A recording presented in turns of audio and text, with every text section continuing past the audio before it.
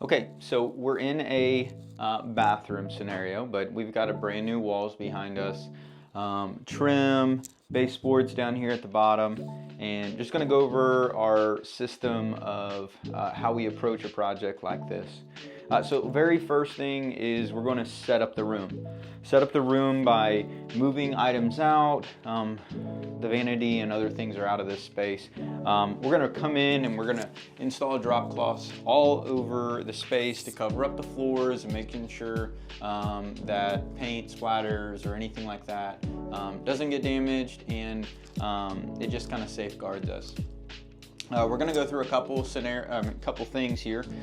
One is the prep of the project, what we need to do, such as caulking, filling nail holes, those kind of things.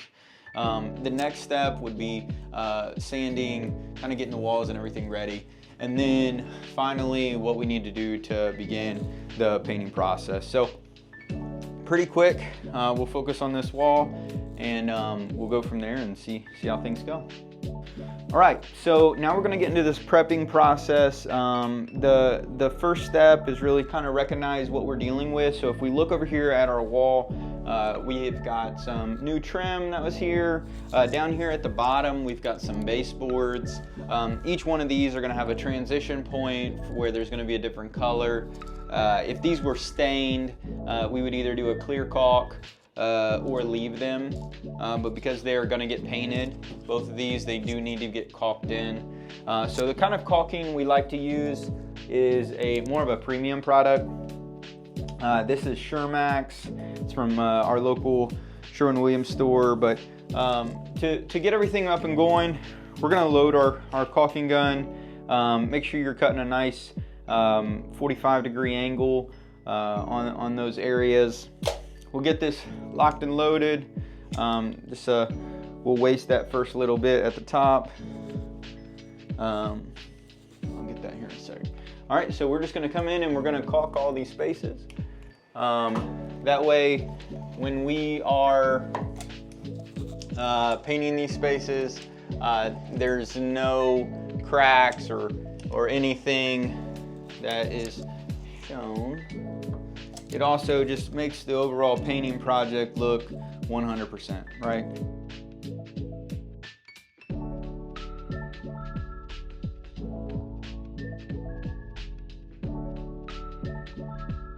All right, and then you've got your outsides. Want to make sure that transition between our trim and our wall looks really, really nice. We'll be doing that on both sides. And so each time we do this, just going to create a nice transition with our trim.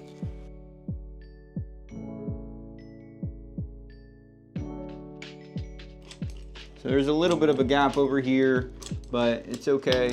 That caulk will clean that up, make that look really nice. Last but not least, we're going to work on these baseboards, getting those caulked in and making sure everything looks great. Oh, I did sand a little bit, so we just need to clean off that bottom.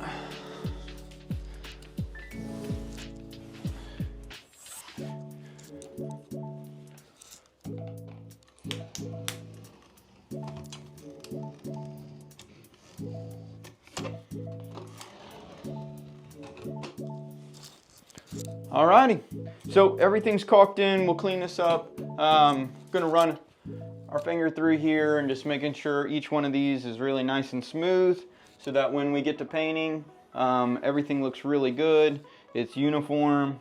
The trick to here is don't overdo on the caulking. Every time you do that, you're gonna have a lot of excess. Just the right amount will allow for each of these areas to look really, really nice and transition well. So when you're finished, you shouldn't really have a whole lot on your finger.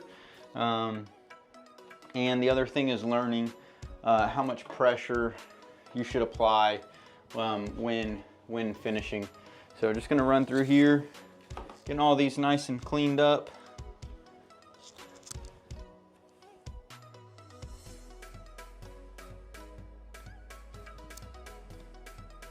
All right, and just like that, I'll get the rest of it finished up, and then we'll move into our next process, which is prepping of the walls and then moving forward with our painting.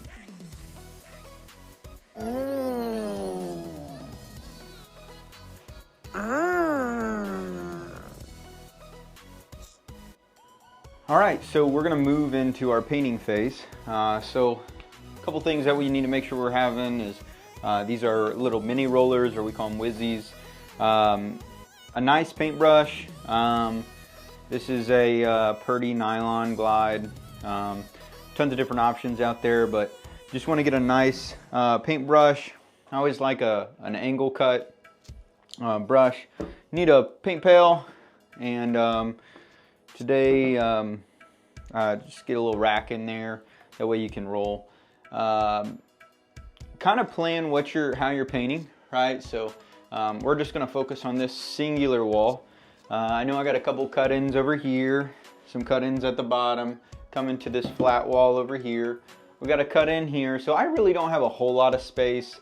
So I'm just going to run just a single mini whizzy here. If we look over here, we got a lot larger wall, so we'll run you know, a larger 9-inch, and if you're doing a large area, you want to kind of get into that 18-inch area. But we're going to look through here. I am going to paint in the baseboards.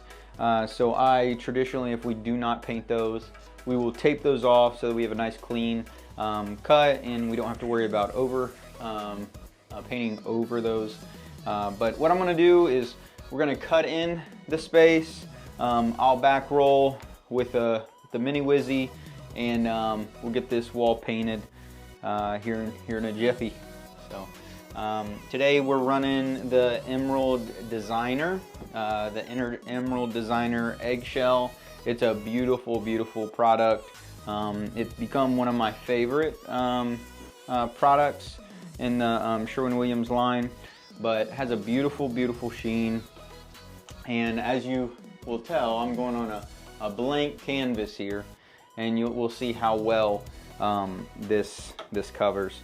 And we're going to use this light color. It is oh man, sage. It's a sage color. So I'll say more in the comments once we get in there. So I'm going to get up here to the top. We're just going to cut in. Again, just quick little note.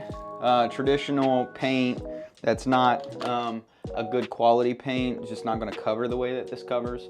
And actually, yeah, I think you can kind of see that. Let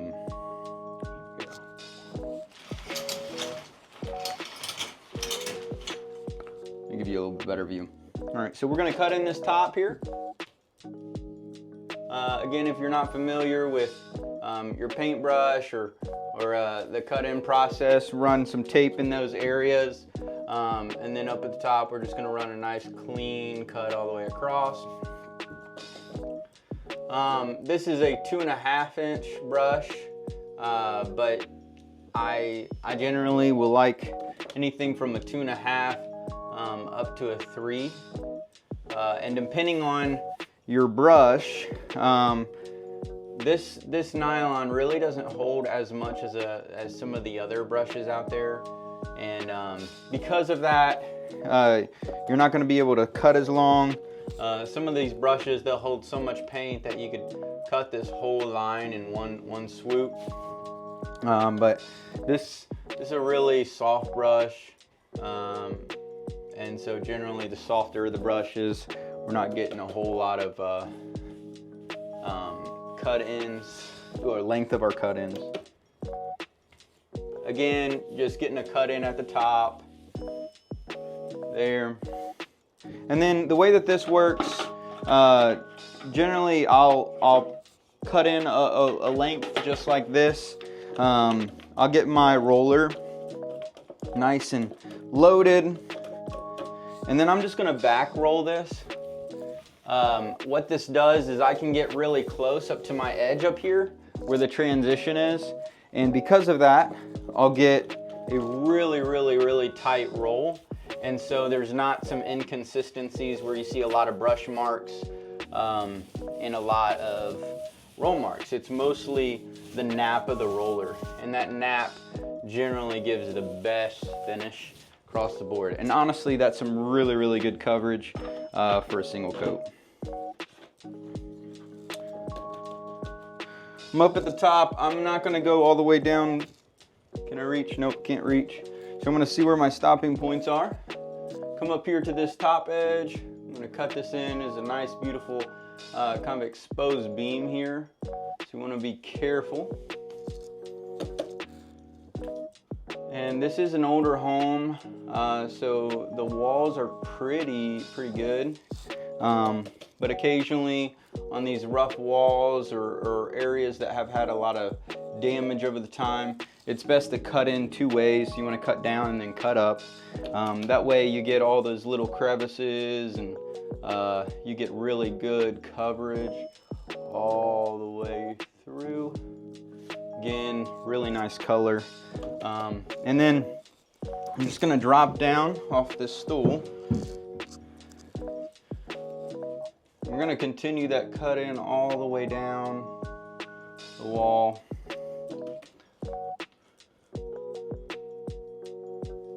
You'll notice I'll slightly brush off to the edge a little bit, just trying to offload some of that product before I get into my cut. I generally find that you get a lot better cut in. And then the other little trick is if you ever get in a problem where you're not able to get into those crevices, you just give that brush a little bit of a shake, and it tends to kind of fill in those little holes and stuff along the side. Again, nice little back roll, just kind of evening out. Now we're gonna come into this other side. We're gonna cut down on this window frame.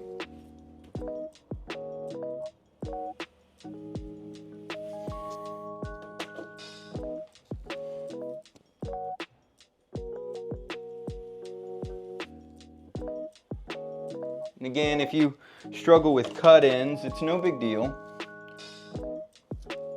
Just grab some tape, put it down on the edge, and be a nice, easy cut-in for you.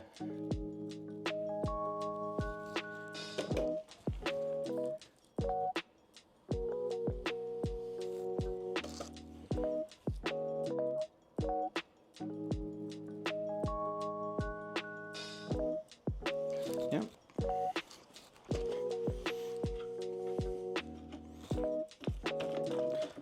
And again, we're not dealing with a whole lot of space, so we're just gonna simply roll this out with our Wizzy. Always remember that any nap that you're using for your roller, it's consistent with your 9-inch if you are gonna do a little bit larger space. And that way you don't have different texturing on your walls. But again, here we are. Nice, big, long, all the way up and down. We're gonna make sure that we have a nice, even layout of our product. All right, now we're gonna come down here to the bottom. And then the biggest thing to remember is that when you're painting, you're dealing with a couple things, right? I always say that your upper cut-in is the easiest cut-in that you have. One, because you're dealing with gravity. Gravity is going to pull that product down. It's a lot easier to get that product straight and consistent up at the top of the cut-in. It's the bottom that if you're not using any tape or anything, you got to be very careful on how you're cutting in because that paint is going to want to fall. So move some of this stuff out of the way. So again, when we're cutting in here, we want to work against gravity. So we want to offload some product before we get into it. So I want to offload at the top. Move my bucket out of the way. Offload at the top, grab my little spot, and then I'm just going to run my cut all the way over. It's pretty good. Grab it again. And then with those points, right, with an angle brush, you can really get into those corners. So I'm just going to slowly work my brush into the corner and bring it up. Slowly working in the corner and bring it up. Come back. I do like coming back both directions for that cut in at the bottom. So as we continue to cut down here, and make sure that we're offloading. Oops, so you can see that. I'm offloading, finding my line, and cutting that in, right? Nice, clean line. And again, if you don't get this right at the first time, it's okay. Just a little practice over time makes all the difference.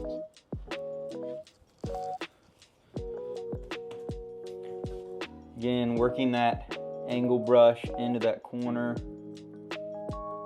real faint, and then pulling that up to again make a nice straight line. Working it in and around, corners, here at the bottom.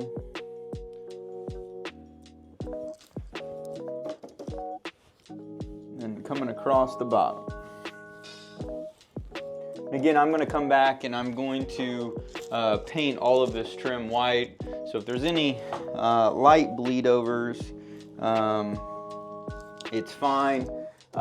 We always want to make sure that we're still thinking of just doing our very best in every cut in, just practicing as if you're not going to come back and clean that up. That way you've got a lot of practice and things get just more natural. Again, when we're finished with this, just coming back with the Wizzy, we're gonna try to Wizzy that up as tight as we can to that cut in. Again, we said the reason why we do this is to reduce the texturing between the brush and the roller. So you can get really within about a 1/4 inch of each one of those. We're gonna come back through here.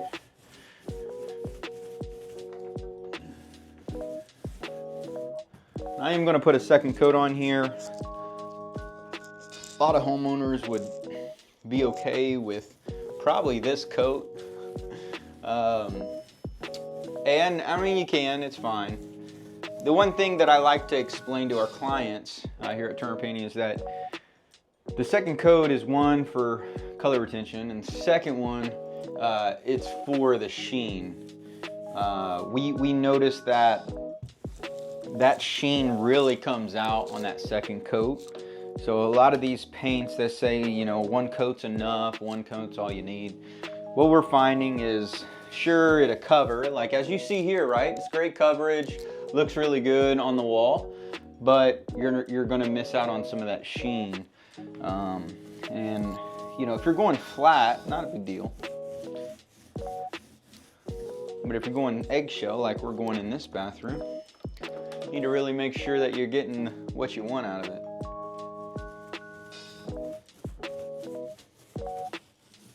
Now if I'm going with a large space, again, I'm not gonna use this little mini Wizzy, but because I'm just kind of showing you how to do this wall, that's what we're using, a smaller nap. So we're gonna get up here and knock out this last little bit on the corner, and then wait for this to cure up, and we'll get on to the second coat.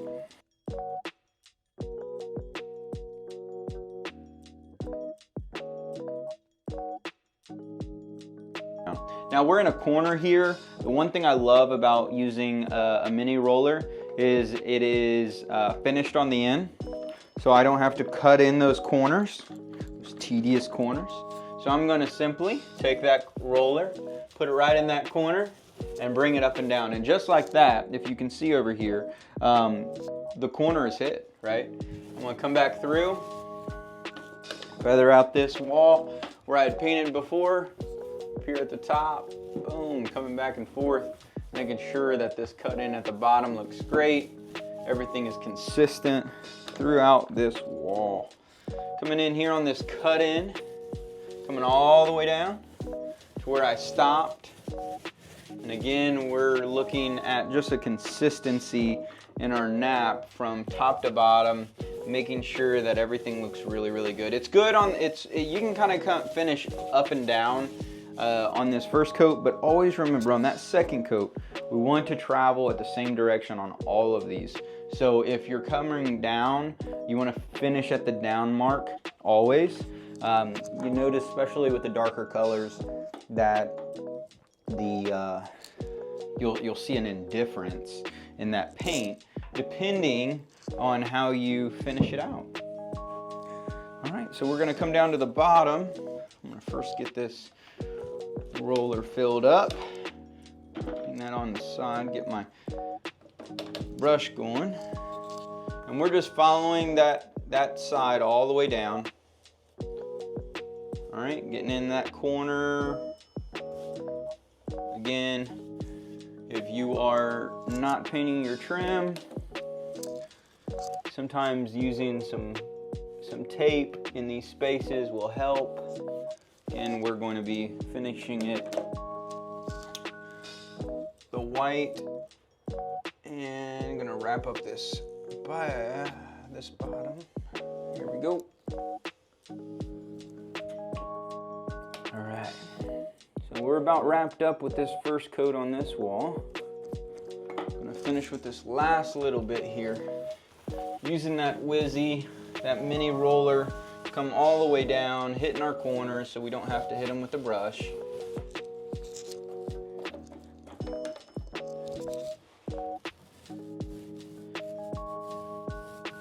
Just try to use a long direction on these sides so that everything is nice and consistent. All right. And so that's how we're going to cut in these walls. We're going to prep them with we'll prep the drywall first. We're going to come in and caulk all of our trim, make sure we have nice and even consistency, and so that we can have a nice clean transition. And we're going to cut in and back roll it. So that's the first coat. We'll let this cure out for about an hour, hour and a half, and then we'll come back for the second coat. 2 hours later. All right, so we're sitting in here in the bathroom. We've given it some time to cure out and dry. And again, when you're using a really nice product, it's gonna cover really well, it's gonna look really good. And honestly, for most, they might even finish there. Even noticing it's got a good coverage, pretty consistent throughout. But we just like to do the one over and just make sure that that sheen's gonna really pop, and that second coat kind of brings some durability with that product. Something I didn't mention at the very beginning is every layer of product is going to increase that durability. And so if we want it to last for a long time, until the next time a color change comes to this space, we want to make sure that we put those 2 coats. So let's get at it. Let's get the second coat going and get this wall knocked out. Again, first, just like the first coat, we're going to start top to bottom. Usually how we always focus. So if you are painting a space like this, you're going to hit the ceiling first, hit the walls second, and then hit the trim doors last. So we're going to start up top. Notice that your second coat's going to go a lot further than your first coat. We generally get about 350 to 400 square foot of coverage per gallon. So here we go, up top. Your first cut, you should have got a really good first line. That second one, as you come through, is really just kind of clean that up. Any kind of waves or anything like that, this will bridge that little section. And you'll notice from that first cut to this second cut, look how far my brush has gone. So about 3 times as long. So you're going to see that second really goes a long way. And again, this is where you're going to get that final finish, right? That final finish on your walls. So it's really important to just think about what you're doing, right? You want to make sure that your final cut gets you all the way cleaned up, and you don't want any runs or ridges or anything on that. So you want to just make sure everything is how you want it when it finishes. Again, working around here, coming down. It's interesting as you're going through here, you know, paint likes to stick to paint. And so where you have previously painted, it's going to be attracted. It's going to want to stick to itself a little bit better. And so I think that's why it tends to go a little bit quicker.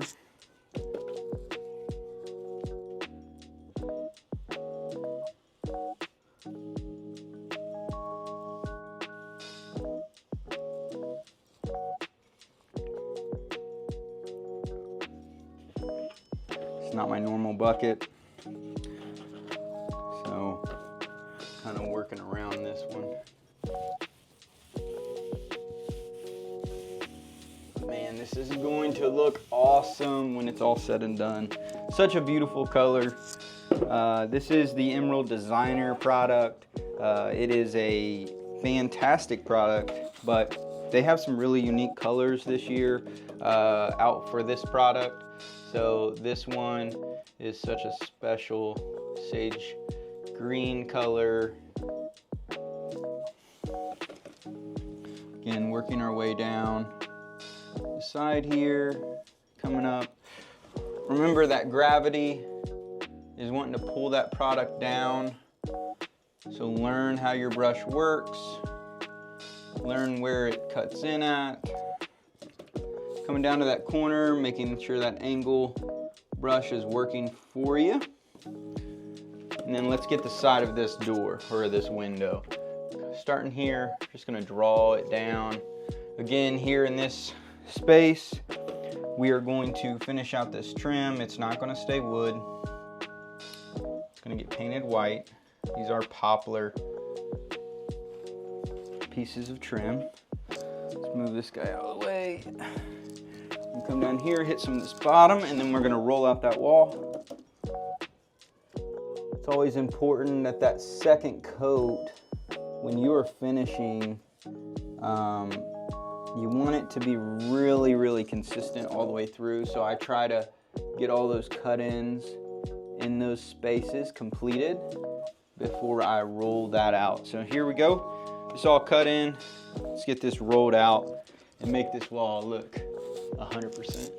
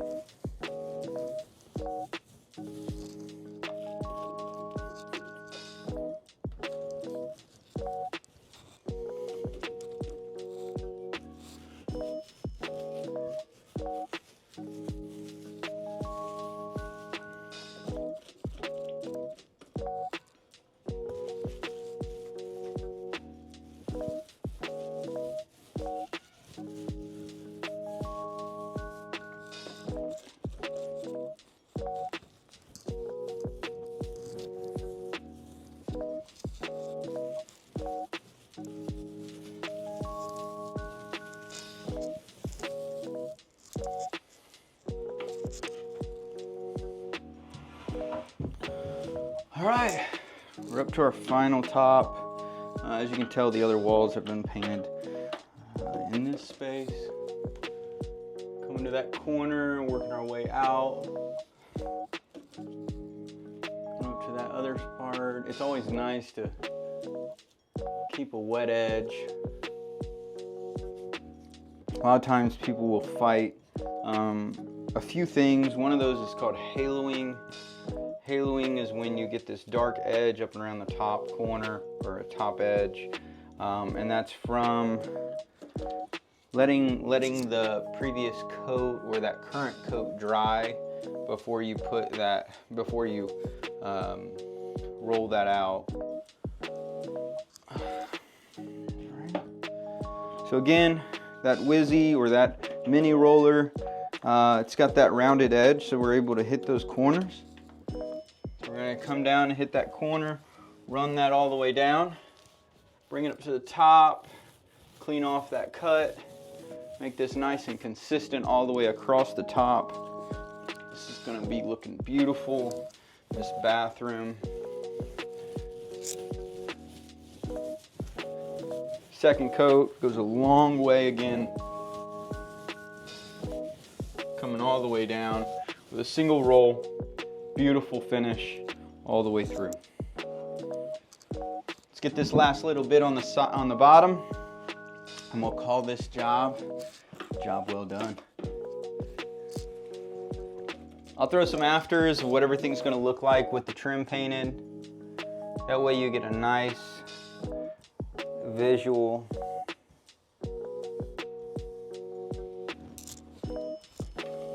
of a job complete. Last little bit in there. Putting around, hitting those sides, that underneath. It's looking great. Oh man, this is some good product. Been painting professionally for about going on our 9th year, and used all kinds of products, and man, this is just absolutely fantastic. Coverage is really good. The sheen, it looks amazing.